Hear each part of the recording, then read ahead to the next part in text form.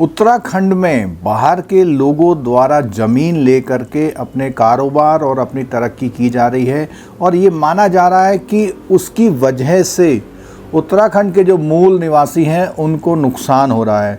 तो दोस्तों, इसकी राजनीतिक चर्चा हमेशा होती रहती है और ये जो भू कानून है उसको बदलने की बात होती रहती है। अभी 4 साल पहले से बड़ी मांग की जा रही थी कि उत्तराखंड का जो भू कानून है उसमें बदलाव किए जाएं और वो बदलाव इस तरह से हों कि जिससे फ़ायदा जो है यहाँ के मूल निवासियों, यहाँ के जो बासिंदे हैं, जो यहाँ रह रहे हैं, उनको मिले। तो दोस्तों, पहले क्या था कि जब उत्तराखंड बना था तो कोई भी व्यक्ति 12.5 एकड़ से ज़्यादा ज़मीन उत्तराखंड में नहीं ले पाता था, खासकर से कृषि भूमि। रिहायशी भूमि के लिए 250 वर्ग मीटर का रूल था। उसके बाद बदलाव हुए, फिर ये आया कि भाई ये जो ज़मीन है ले सकता है अगर वो उद्योग धंधे के पर्पज़ से ले रहा है। तो दोस्तों, आज इस वीडियो में जो अभी नया संशोधन आया उसके बारे में बात करेंगे। अगर अभी तक आपने चैनल सब्सक्राइब नहीं किया है तो प्लीज़ चैनल सब्सक्राइब कर लीजिए, बेल आइकन को दबा लीजिए, जिससे सारे नोटिफिकेशन आपको टाइम से मिलते रहें और आपको सारी बड़ी बड़ी इंपॉर्टेंट जानकारियाँ संक्षिप्त रूप से कम समय में आप तक आती रहें। तो दोस्तों, मैं बात कर रहा हूँ जो अभी बदलाव आया।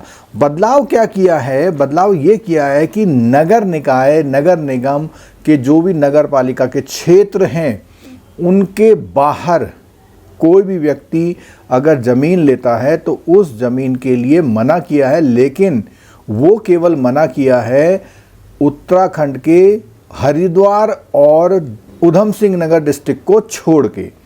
इन दोनों डिस्ट्रिक्ट को छोड़ के कोई भी कृषि भूमि को लेने के लिए मना किया गया है।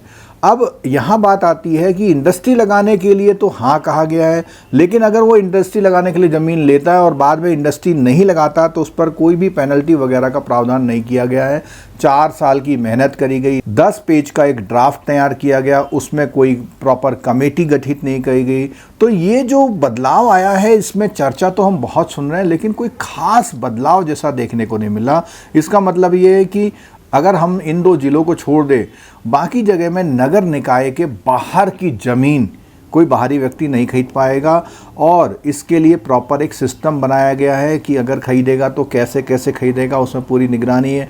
कहीं कोई रियल एस्टेट के लिए, कोई कारोबार के लिए तो नहीं खरीदे, वो सब चीज़ें देखी जाएंगी। अब बात आती है कि इसके आने से क्या कोई फ़ायदा हुआ है या नुकसान हुआ है।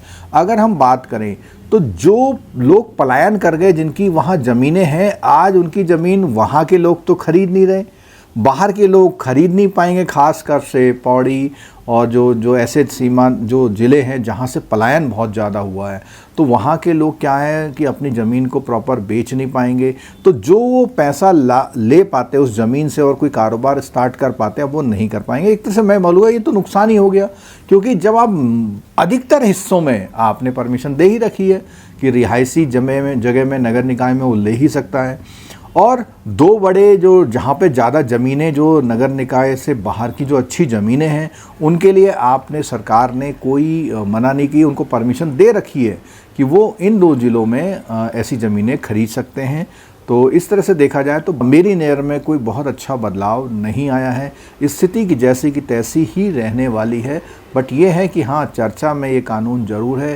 अभी इस कानून में और भी बहुत सुधार की गुंजाइश है।